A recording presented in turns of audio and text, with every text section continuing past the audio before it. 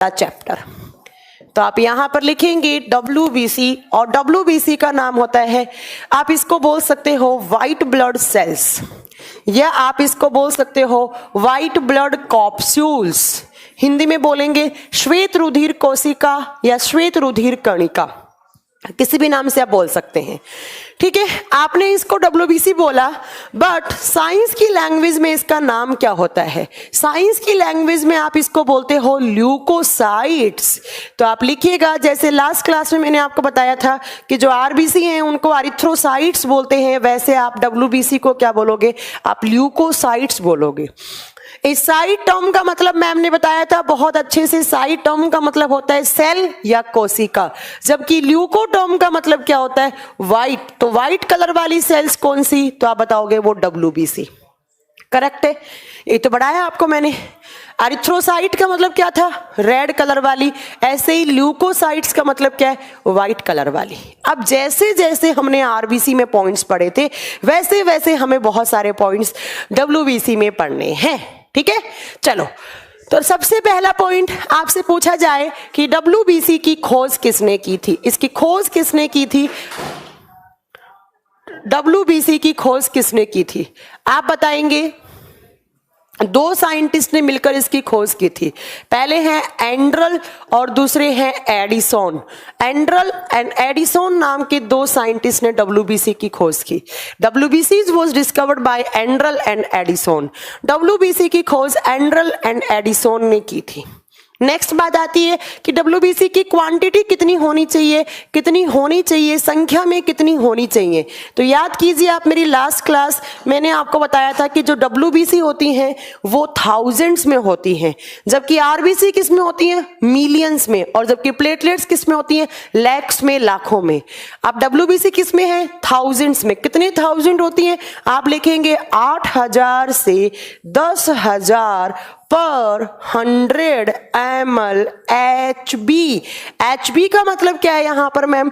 आपने बताया था HB4 हीमोग्लोबिन। और कहने का मतलब है मैम 100 ml हीमोग्लोबिन में 8 से 10,000 होनी चाहिए। ठीक है, अब एक क्वेश्चन आते हैं कि जो RBC और WBC हैं उसकी क्वांटिटी का रेशियो क्या है? वैसे रेशियो, अनुपात तो आपको तीनों का याद करना है, RBC WBC प्लेटलेट्स तीनों का याद करना है। ठीक है, आप याद रखिए RBC मिलियंस में है मैम, और इतनी ज्यादा मिलियंस है ना, लिखवाया था ना मैंने 4.5 से 5.5 मिलियन पर 100 ml HB। यहां पर बेचारी WBC हजारों में है, और कितनी सी हजार? 8 से 10,000। तो इनकी क्वांटिटी का अनुपात आप बताएंगे 600:1 होता है। 600:1 होता है। पहला क्वेश्चन था WBC किस कलर की होती है? WBC को साइंटिफिक नेम में क्या बोल सकते हैं? मतलब साइंस की लैंग्वेज में, नॉट साइंटिफिक नेम, साइंस की लैंग्वेज में आप ल्यूकोसाइट्स बोल सकते हो। मैम इसकी खोज एंड्रल एंड एडिसन ने की थी। क्वांटिटी मैम इतनी होनी चाहिए, RBC WBC का रेशियो इतना होना चाहिए। लास्ट क्लास याद करो मेरी, मैंने आपको बताया था जो जितनी कम होंगी क्वांटिटी में, वो साइज में क्या होंगी? उतनी ही बड़ी होंगी। तो आप नेक्स्ट पॉइंट में लिखिए, it is largest blood cells. It is largest blood cells. It is largest blood cells. आपसे पूछे ब्लड में सबसे बड़ी सेल्स कौन सी होती हैं? रुधिर की सबसे बड़ी कोशिकाएं पूछा जाए तो रुधिर की सबसे बड़ी कोशिका कौन सी होती हैं? WBC या व्हाइट ब्लड सेल्स होती हैं सबसे बड़ी कोशिकाएं। ठीक है, ब्लड में RBC WBC प्लेटलेट्स को देखोगे तो सबसे बड़ी कौन सी दिखेंगी आपको? WBC दिखेंगी। ठीक है, चलो ये बात आपको इतनी बात समझ में आ गई। अब आइए नेक्स्ट पॉइंट पे। नेक्स्ट पॉइंट है कि जो WBC है ये इतनी आती कहाँ से है? ये कहाँ बनती हैं? जहां खून बनता है वहीं पर क्या बनती हैं? WBC। इनका फॉर्मेशन कहाँ होता है? इनका निर्माण कहाँ होता है? आप बताओगे इन बोन मैरो। कहाँ पर? बोन मैरो में, और हिंदी में बोलेंगे अस्थि मज्जा में। ये कहाँ बनती हैं? ये भी मैम बोन मैरो में बनती हैं। और बोन मैरो क्या होता है? आपने मैम पढ़ाया था कि ऐसे मान लो एक हड्डी है, इस हड्डी के बीच में ये जो खोखला वाला पार्ट पड़ा होता है, इस पे लिक्विड होता है, एक तरफ रेड कलर वाला होता है, एक तरफ व्हाइट और एक तरफ येलो वाला, इस येलो से फैट वगैरह सिंथेसिस होती है, यहाँ से जो व्हाइट कलर का होता है उससे आपकी डब्ल्यूबीसी बनती है और जो रेड कलर वाला होता है उसकी आरबीसी बनती है। ठीक है, तो आप याद रखेंगे कि हमारे बॉडी में खून या आरबीसी डब्ल्यूबीसी कहाँ बनती हैं, हमारे बोन मैरो में बनती हैं। नेक्स्ट, मैम बन तो गई, अब ये कितने दिन तक सरवाइव करती हैं, इनका लाइफ स्पैन कितना होता है, इनका जीवन काल कितना होता है, ये कितने दिन तक सरवाइव करेंगी, आप बताओगे। ओनली 2 to 4 days, कितने दिनों तक, 2 से 4 दिन तक ये सरवाइव करती हैं, है ना। फिर क्या हो जाएगा मैम, सॉरी सॉरी देखिए ये आपकी WBC है और आप जानते हैं कि WBC व्हाइट ब्लड सेल, और सेल का मतलब क्या होता है, सेल, और सेल एक टाइम के बाद क्या हो जाती है, डेड हो जाती हैं। तो जो WBC है आपकी, वो डेड होने के लिए कहाँ जाती हैं, वो मरने के लिए कहाँ जाती हैं, उनकी मृत्यु कहाँ होती है, कहीं नहीं जाती हैं, वो ब्लड में ही मर जाती हैं। कहाँ मर जाती हैं, वो खून के अंदर, वो रुधिर के अंदर ही मर जाती हैं। उसके बाद वो वापिस रीजनरेट भी कहाँ हो जाती हैं, आप बताओगे। इनका regeneration is also take place in blood, इनका पुनः निर्माण मरने के बाद अगर ये वापस भी बनेंगी तो कहाँ पर बनेंगी, ये ब्लड में ही बनेंगी। बट याद कीजिए लास्ट क्लास हमारी आरबीसी कहाँ जा रही थी मैम, लीवर और स्प्लीन में जा रही थी, इसीलिए इन दोनों को क्या बोला था, आरबीसी का ग्रेवयार्ड। बट बेचारी डब्ल्यूबीसी है, वो सबसे पहले बनेंगी फॉर द फर्स्ट टाइम, तो वो कहाँ पर बनेंगी, take place in bone marrow. कितने दिन सरवाइव करेंगी, 2 से 4 दिन। मरने के लिए कहाँ जाएंगी, ब्लड में। वापिस कहाँ बनेंगी, ब्लड में ही वापिस रीजनरेट हो जाएंगी। अब बात आती है नेक्स्ट कि मैम इनका आकार कैसा होता है। अगर आप इनको इलेक्ट्रॉन माइक्रोस्कोप के थ्रू देखोगे तो इनका आकार कैसा दिखेगा, जैसे आरबीसी कैसे दिखेंगी, अगर वो हेमोग्लोबिन के साथ बाइंड हुई मिलेंगी तो वो अंडा आकार की बाइकॉन्केव दिखेंगी। बट अगर वो एकदम फ्री मिलेंगी, मतलब वो हेमोग्लोबिन के साथ बाइंड हुई नहीं मिलेंगी, तो वो कुछ गोल जैसे दिखेंगी, स्फेरिकल गोल आकार के दिखेंगी। बट अगर आप डब्ल्यूबीसी की बात कर रहे हैं तो WBC का कोई भी फिक्स आकार नहीं दिखेगा, ये आपको इर्रेगुलर शेप में दिखेंगी। इनका आकार निश्चित नहीं होता है, ये अनिश्चित आकार की होती हैं, ये अनिश्चित आकार की होती हैं, कोई भी फिक्स आकार नहीं है इनका। बट कभी कभी मैम बुक्स में लिखा हुआ होता है कि इनका आकार अमीबा के जैसा होता है, just like shape of amoeba, amoeba के आकार के जैसा। तो मैं आपको यहाँ पर एक डाउट क्लियर कर दूं कि अमीबा भी इर्रेगुलर होता है, उसका भी कोई निश्चित आकार नहीं है। देखिए आपकी WBC है, वो आपको ऐसे दिख सकती हैं, वो आपको ऐसे दिख सकती हैं, वो आपको ऐसे भी दिख सकती हैं, वो आपको कैसे भी दिख सकती हैं, जैसे भी ब्लड में इनको फिट होने के लिए स्पेस मिलता है वो वैसे ही फिट कर लेती हैं अपने आप को। तो याद रखिएगा जो WBC हैं उनका आकार इर्रेगुलर होता है या अमीबा के आकार के जैसी होती हैं। किसके जैसी, अमीबा के आकार के जैसी होती हैं। अब मैम अमीबा का आकार क्यों बदलता रहता है, आप 3rd क्लास से पढ़ते आ रहे हो कि अमीबा अपना आकार बदलता रहता है, क्यों, जरा ध्यान से सुनिए। इस धरती पर जो लिविंग्स है ना, लिविंग्स क्या है, सजीव। हम किसके बारे में पढ़ रहे हैं, हम यहाँ पर लिविंग्स के बारे में तो पढ़ रहे हैं, हम यहाँ पे सजीवों के बारे में ही तो पढ़ रहे हैं। जो लिविंग्स है ना वो 2 टाइप के हैं, एक है यूनिसेलुलर। यूनिसेलुलर का मतलब है एक कोशिकीय जीव, नाम से क्लियर है, जिनमें एक ही कोशिका पाई जाती है, उनको क्या बोलते हैं आप, unicellular. Organisms that are made up of single cell और single types of cells are known as unicellular organisms. दूसरी साइड आते हैं आपके मल्टी सेलुलर। मल्टी सेलुलर का मतलब होता है बहुकोशिकीय, बहुत सारी कोशिकाएं, बहुत सारे टाइप की cells. Organisms that are made up of different cells और डिफरेंट टाइप्स ऑफ सेल्स, वे जीव जिनका शरीर बहुत सारी कोशिकाएं और बहुत सारे प्रकार की कोशिकाओं से मिलकर बना हो, वो मल्टी सेलुलर ऑर्गेनिजम्स कहलाते। Good morning Pratik Sharma, good morning. Please पढ़ाई पे ध्यान दे, गुड मॉर्निंग बहुत हो गया बच्चा, सिर्फ पढ़ाई पे ध्यान दे। तो जरा ध्यान से सुनिए, जो अमीबा है वो क्या होता है? वो एक यूनिसेलुलर प्रोटोजोआ होता है। आगे बताएंगे प्रोटोजोआ क्या होता है, वो बाद की बात है। आप याद रखिएगा, ये एक कोशिकीय जीव है। क्या? अमीबा। अमीबा में ऐसे एक सेल है। अरे भैया पहली क्लास याद करो मेरी, मैंने क्या बताया था पहली क्लास में कि सबसे पहले क्या बनता है? सेल। सेल से क्या बनते हैं मैम? टिश्यूज बनते हैं, ऊतक बनते हैं। देन क्या बनते हैं मैम? ऑर्गन्स बनते हैं, और ऑर्गन से क्या बनते हैं? ऑर्गन सिस्टम बन रहे है ना।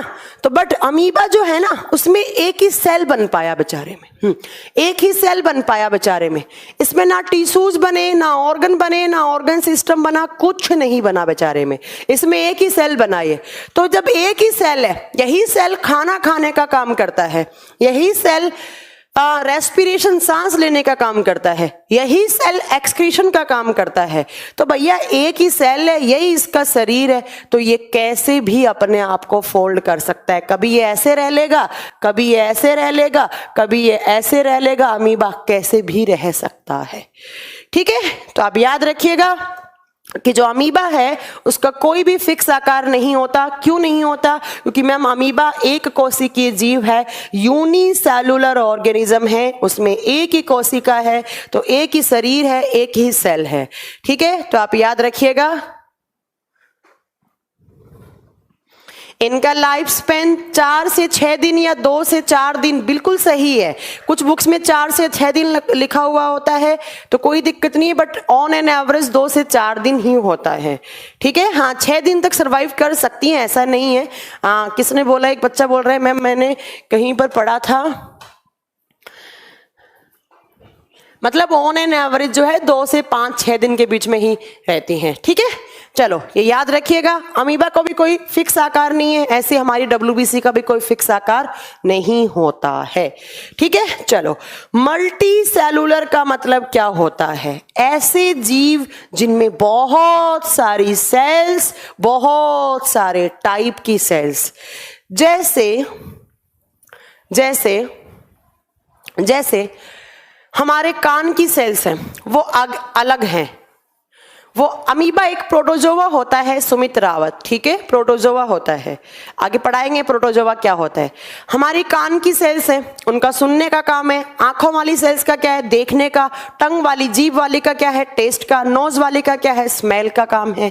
तो मैम हम लोगों में तो बहुत सारी सेल्स हैं और बहुत सारे टाइप की भी सेल्स हैं, तो उनको क्या बोले? तो आप बताएंगे कि उनको मल्टी सेलुलर, उनको बहुकोशिकीय बोलेंगे। इसके एग्जाम्पल 2 आते हैं। पहला है प्लांट सेल। जो पादप कोशिकाएं होती हैं वो कैसी हैं? वो बहुकोशिकीय हैं। क्यों हैं वो बहुकोशिकीय? क्योंकि मैम जो प्लांट है उनकी रूट्स वाली, जड़ों वाली सेल्स का अलग काम होता है, स्टेम वाली का अलग काम होता है। उसके बाद आप बताएंगे कि जो उसकी लीफ वाली है उसमें अलग काम होता है ना। तो आपको अलग अलग काम होता है। ऐसे ही आपसे पूछा जाए, जो एनिमल सेल है, जो जंतु कोशिका है, उनमें भी बहुत सारी सेल्स होती हैं, बहुत सारे टाइप की। तो याद रखिएगा, जो प्रोटोजोआस होते हैं यूनिसेलुलर में आते हैं, अमीबा वगैरह, अमीबा, प्लाज्मोडियम, पैरामोशियम, ये सब यहाँ आते हैं। जबकि मल्टी सेलुलर में कौन आता है? Plant and animal. तो मैं आपको क्या पढ़ा रही थी? मैं आपको पढ़ा रही थी कि जो आपका WBC है उसका आकार फिक्स नहीं होता है। उसका आकार कैसा होता है? अनिश्चित आकार का होता है, इर्रेगुलर होता है। और किसके जैसे? अमीबा के जैसे होता है, अमीबा के जैसे होता है। चलो, ये बात आपको इतनी समझ में आ गई होगी। नेक्स्ट देखिए, अब यहाँ पर आपकी नेक्स्ट बात है कि WBC का काम क्या होता है, WBC का फंक्शन क्या है, क्या कार्य करती है। तो आप लिखेंगे it gives immunity, it gives immunity to human body, immunity to human body. यह मानव के शरीर को इम्यूनिटी देती है। इम्यूनिटी का मतलब होता है रोगों से लड़ने की प्रतिरोधक क्षमता। यह रोगों से लड़ने की प्रतिरोधक क्षमता प्रदान करती है। कौन? तो आप बताएंगे WBC प्रतिरोधक क्षमता प्रदान करती हैं। कैसे मैम? कैसे मैम? आपके बॉडी में कोई बीमारी हुई, कोई रोग हुआ, कोई डिजीज हुआ। राजेश ठाकुर कह रहे हैं लाइफ स्पैन ऑफ WBC 10 से 13 दिन दिखा रहा है। तो आप फिर गूगल से पढ़ लो बेटा। अगर राजेश ठाकुर आपको अगर गूगल से ही पढ़ना था तो आपने बैच में एनरोलमेंट क्यों लिया बच्चा? आप प्लीज करके गूगल से ही पढ़ लें। हाँ, जब आपके पास मोबाइल है, मोबाइल में गूगल है, तो मुझे लगता है आपको गूगल से ही पढ़ना ज़्यादा सही रहेगा।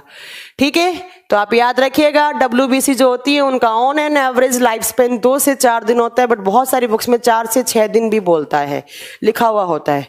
तो इसका काम क्या होता है आप बताएंगे? ये इम्यूनिटी देने का काम करती है, रोगों से लड़ने की प्रतिरोधक क्षमता प्रदान करती है। कैसे आप बताओगे? कैसे? तो कैसे? विवेक शंकर आपको आगे समझ में आ जाएगा आपका डाउट। मैंने प्रोटोजोआ बोला है यहाँ पर, मैंने यहाँ पर अंडे वंडे की बात नहीं की, मैंने प्रोटोजोआ बोला है। ठीक है, तो देखिए तो देखिए यहां पर मैंने क्या बोला? ये इम्यूनिटी देने का काम करता है। इम्यूनिटी क्या होता है? रोगों से लड़ने की प्रतिरोधक क्षमता। अब रोगों से लड़ने की प्रतिरोधक क्षमता का मतलब है हमारे बॉडी में बीमारी कब होती है, हमें डिजीज कब होती है? जब बाहर से कोई भी इन्फेक्शन आता है, कोई बाहर से संक्रमण आता है, तो वो आकर हमारे बॉडी में क्या कर देता है? हमारी बॉडी में कोई इन्फेक्टेड कर देता है, संक्रमित कर देता है और हमें बीमारियां हो जाती हैं।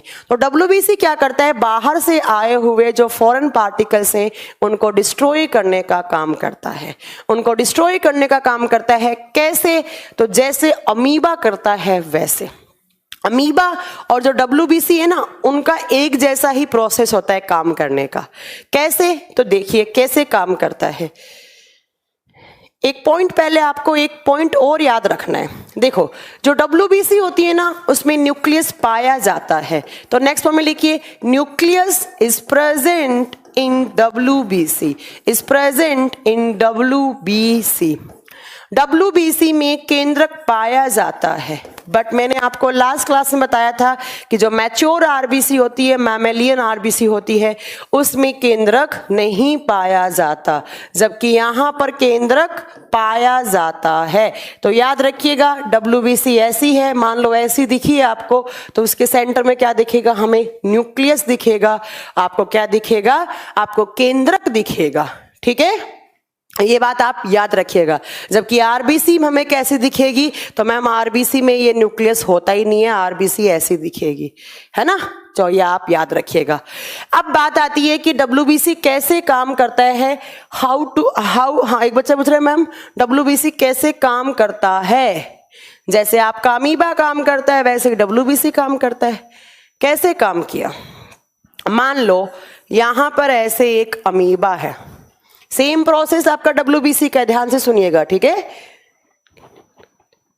ठीक है, देखिए ये आपका एक अमीबा है, या आप मान सकते हैं एक WBC है।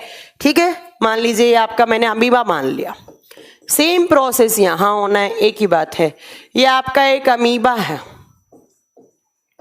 और इस अमीबा के सेंटर में यहां पर न्यूक्लियस है। यहां पर क्या है? उसका केंद्रक है। क्या है? उस यहां पर केंद्रक है। ठीक है, अब एक पॉइंट याद रखिएगा, जरा ध्यान से सुनिएगा। ये केंद्रक है, ये बाहरी मेम्ब्रेन है, ये आउटर मेम्ब्रेन है, ये केंद्रक है। केंद्रक और आउटर मेम्ब्रेन के बीच में एक लिक्विड रहता है। इस लिक्विड को, ये जेली जैसा लिक्विड है। जेली खाते थे ना पहले, टॉफी आती थी जेली जैसी, है ना? तो वो खाते थे, हम खाते थे ना जेली, उसके जैसा, मतलब थोड़ा गाढ़ा लिक्विड होता है। इसको क्या बोलते हैं आप बताएंगे? ये जेली लाइक लिक्विड जो होता है ना, जो जेली जैसा तरल पदार्थ है, उसको हम नाम देते हैं साइटोप्लाज्म। क्या नाम देते हैं? साइटोप्लाज्म। साइटो का मतलब होता है सेल, कोशिका, प्लाज्म का मतलब होता है लिक्विड, द्रव। वो द्रव जो कोशिका के अंदर है, वो द्रव जो किसके अंदर है, कोशिका के अंदर है। ठीक है, कहां पे होता है? आप बोलोगे between outer membrane and nucleus membrane. केंद्रक की झिल्ली और बाहरी झिल्ली के बीच में एक जेली जैसा तरल पदार्थ पाया जाता है, जिसको कोशिका द्रव कहते हैं। हो गया, समझ में आ गया? Dharmveer, thank you very much. ठीक है, चलो देखो मैम, ये अमीबा है, ये अमीबा का न्यूक्लियस था, इसके बीच में एक मैम ऐसे साइटोप्लाज्म नाम की चीज होती है। वैसे 3 तरीके के लिक्विड होते हैं, एक होता है प्रोटोप्लाज्म, एक होता है न्यूक्लियोप्लाज्म, एक होता है साइटोप्लाज्म। आगे हम पढ़ाएंगे आपको डिफरेंस इनमें, अभी नहीं पढ़ना हमें इतना। मान लो ये अमीबा है, इस अमीबा को यहां पर एक बैक्टीरिया दिख गया, एक जीवाणु दिख गया, इसको इसने खाने की कोशिश की, ये इसका खाना है, ये इसको एक जीवाणु दिख गया इसको, और WBC है तो WBC को क्या दिख गया, कोई फॉरेन पार्टिकल दिख गया, कोई इन्फेक्शन दिख गया जो बाहर से आया है। फॉरेन पार्टिकल का मतलब होता है जो हमारे शरीर का नहीं है, जो बाहर से आया। ठीक है, वो यहां पर आया। अब क्या होगा, ये जो आपका अमीबा है ये इसके पास में, इसके नजदीक जाने के लिए कोशिश करेगा। ये इसके नजदीक जाने के लिए कोशिश करेगा तो अपना आकार बढ़ाएगा, ये अपना साइज क्या कर देगा, बढ़ा लेगा। मैंने बताया था WBC और अमीबा का आकार फिक्स नहीं होता, तो ये क्या करेगा, तो ये अपना आकार बढ़ा देगा। कैसे बढ़ाएगा, इस साइटोप्लाज्म को इंक्रीज करेगा। जब साइटोप्लाज्म इंक्रीज होगा, ये जो आउटर मेम्ब्रेन है इसके ऊपर प्रेशर पड़ेगा, इसके ऊपर दाब पड़ेगा और इसका आकार क्या हो जाएगा, बढ़ जाएगा। ये इतना बढ़ गया मतलब इसके नजदीक चला गया। ये इसका न्यूक्लियस, ये इसका साइटोप्लाज्म, ये इसका न्यूक्लियस। अब क्या करेगा, इसके पास में तो पहुंच गया, बट अमीबा में कोई हाथ पैर तो होते ही नहीं है बेचारे में, है ना, कोई हाथ नहीं है, कोई पैर नहीं है, क्योंकि मैम बेचारा वो तो पहले से ही सिंगल सेलुलर है ना। अब क्या करेगा, झूठे हाथ पैर बनाने की कोशिश करेगा। ये झूठे हाथ पैर बनाने की कोशिश करेगा, ये ऐसे झूठे पैर बना लेगा इसको पकड़ने के लिए, इस बैक्टीरिया को खाने के लिए, पकड़ने के लिए ऐसे चोंच बना लेगा अपने आगे, है ना, ऐसे झूठे हाथ पैर बना लेगा और इसको एकदम अपने अंदर कैच कर लेगा, इसको पकड़ लेगा। ठीक है, और एंड में ये कहां इसको अपने अंदर खा जाएगा। ये इसका न्यूक्लियस था, यहां ये बाहर वाला ये बैक्टीरिया आ गया। मैम, अमीबा और WBC ने कोई इन्फेक्शन देखा, कोई बैक्टीरिया देखा, तो क्या हुआ, इसने अपने साइटोप्लाज्म का साइज बढ़ाया, आकार बढ़ाया, और साइटोप्लाज्म को बढ़ाया तो इसका आकार बढ़ा, उसके पास में चला गया। अब उसने झूठे पैर बनाए इसको पकड़ने के लिए, और इन झूठे जो पैर हैं, जो फॉल्स लेग हैं, इनको नाम दिया जाता है स्यूडोपोडिया। स्यूडोपोडिया, देखो स्यूडो का मतलब होता है यहां पर झूठा, फॉल्स, और पोडिया का मतलब होता है लेग्स। फॉल्स लेग, झूठे पैर, और बाद में क्या करेगा, इसको अंदर खा जाएगा। ये इसका न्यूक्लियस था, इसका केंद्रक था, और ये जो भी बाहर से आया था फॉरेन पार्टिकल वो। तो ऐसे ही क्या होता है, ऐसे ही मान लो मेरा शरीर है, मेरे बॉडी में WBC है, मैंने सांस लिया, सांस लेने के साथ कोई फॉरेन पार्टिकल चला गया, कोई माइक्रो ऑर्गेनिज्म चला गया, कोई सूक्ष्म जीव, कोई बैक्टीरिया चला गया। वो बैक्टीरिया मेरे लिए हार्मफुल है, मेरे WBC क्या करेंगी, तुरंत उसको देखेंगी, देखने के बाद अपना आकार, अपना साइज बढ़ाएंगी, साइज बढ़ाने के बाद क्या करेंगी, उसके पास जाएंगी, ऐसे झूठे पैर बनाएंगी, उसको अपने अंदर खा जाएंगी। मुझे उसने बीमारियों से बचा दिया, और बीमारियों से बचने के लिए मतलब रोगों के प्रतिरोधक क्षमता, रोगों से लड़ने की प्रतिरोधक क्षमता प्रदान कर दी। कहने का मतलब उसने मुझे क्या दे दिया, उसने मुझे इम्यूनिटी दे दिया। तो इसीलिए हम WBC को क्या बोलते हैं, तो जरा ध्यान से सुनिए। WBC के बहुत सारे नाम होते हैं। ये जो मैंने प्रोसेस बताया है ना आपको इतना सारा ये बनाकर, इस प्रोसेस का नाम होता है फैगोसाइटोसिस प्रोसेस। ये जो प्रोसेस है ना, इस प्रोसेस को नाम देते हैं फैगोसाइटोसिस प्रोसेस। ठीक है, हिंदी में बोलते हैं भक्षण करने की प्रक्रिया। भक्षण करने की प्रक्रिया ऐसे किया जाता है भाई, भक्षण है ठीक है, तो अब एक बात याद रखिएगा, आपसे एग्जाम में क्वेश्चन पूछ ले कि डब्ल्यूबीसी कौन सी प्रोसेस करती है, फैगोसाइटोसिस। अमीबा कैसी प्रोसेस करता है, फैगोसाइटोसिस करता है। ठीक है, अब आपसे पूछा जाए, क्या पूछा जाए, आपसे पूछा जाए कि ऐसी सेल्स जो फैगोसाइटोसिस करती हैं उनका नाम क्या होता है। आप बताओगे ऐसी सेल्स को फैगोसाइटिक सेल कहा जाता है, भक्षण करने वाली कोशिकाएं। तो आपसे पूछा जाए कि डब्ल्यूबीसी कैसी हैं, आप बताओगे भक्षण करने वाली कोशिकाएं हैं, फैगोसाइटिक सेल हैं। तो मैंने डब्ल्यूबीसी का एक नामकरण कर दिया, मैंने डब्ल्यूबीसी को एक नाम दे दिया। पहला नाम क्या, फैगोसाइटिक सेल। दूसरा हमें क्या देती हैं, इम्यूनिटी, तो इसको मैंने लिख दिया इम्यून सेल्स, इनको बना दिया मैंने इम्यून सेल्स। तीसरा इनको बोलते हैं आप सैनिक कोशिकाएं। सैनिक कोशिकाएं, जैसे जो सैनिक होते हैं वो हमारी सीमा पर सुरक्षा करते हैं, ऐसे हमारे कोशिकाओं में, हमारे बॉडी में जो डब्ल्यूबीसी हैं वो हमारा कोशिकाएं क्या करती हैं, वो भी क्या करती हैं, वो भी हमें सुरक्षा प्रदान करती हैं। नेक्स्ट आप इनको बोल सकते हो बॉडीगार्ड सेल्स। जैसे बॉडीगार्ड किसी की सुरक्षा करता है, वैसे हमारे बॉडी की सुरक्षा कौन देता है, हमें डब्ल्यूबीसी देता है। नेक्स्ट 5 नंबर पे आप इनको बोल सकते हो फाइटर सेल्स, लड़ाई करने वाली कोशिकाएं। किसके साथ लड़ाई करेंगी, मैम जो इन्फेक्शन आया है, जो संक्रमण आया है उसके साथ क्या करेंगी, लड़ाई करेंगी। तो जरा बताइए, आपसे एग्जाम में पूछा जाए कि फैगोसाइटिक सेल कौन सी ब्लड सेल्स को कहा जाता है, डब्ल्यूबीसीज are also known as phagocytic cells. या पूछे फैगोसाइटोसिस प्रोसेस क्या होता है, आप बताएंगे अपना साइटोप्लाज्म इंक्रीज करके कोई भी सेल जब कोई इन्फेक्शन को प्रोटेक्ट करके उसको ऊपर अंदर ले लेती हैं तो उसको क्या कहते हैं, तो उसको क्या कहते हैं, उसको हम फैगोसाइटोसिस प्रोसेस कहते हैं। ठीक है, इम्यून सेल्स किसको बोलते हैं, डब्ल्यूबीसी। जो आपके सोल्जर सेल किसको बोलते हैं, आप बताओगे सैनिक कोशिकाएं, डब्ल्यूबीसी। बॉडीगार्ड कोशिकाएं, डब्ल्यूबीसी। फाइटर सेल्स या इन्फेक्शन को मारने वाली सेल्स कौन सी, डब्ल्यूबीसी।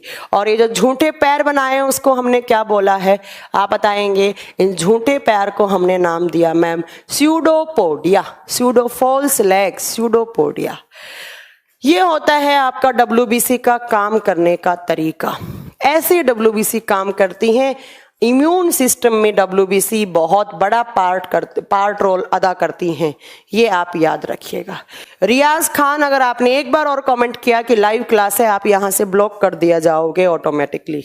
ठीक है, चलो अब बात आती है कि मैम डब्ल्यूबीसी के टाइप्स कितने होते हैं, कितने प्रकार की डब्ल्यूबीसी होती हैं।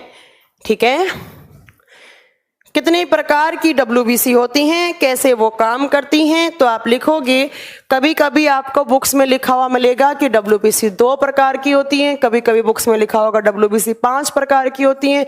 मैं आपके दोनों डाउट क्लियर कर देती हूँ कि ऐसा क्यों लिखा हुआ होता है। आप बताओगे डब्ल्यूबीसी के जो मेन पार्ट्स होते हैं वो 2 ही होते हैं, कौन कौन सा, number 1 is granulocytes. Granulocytes Hindi में बोलते हैं कणिकामय डब्ल्यूबीसी। जो डॉट, जो कणों के पार्टिकल्स में, ऐसे कणों की फॉर्म में होती हैं, ऐसे डॉट पार्टिकल्स की फॉर्म में होती हैं, उनको आप बोलते हो ग्रैन्युलोसाइट्स।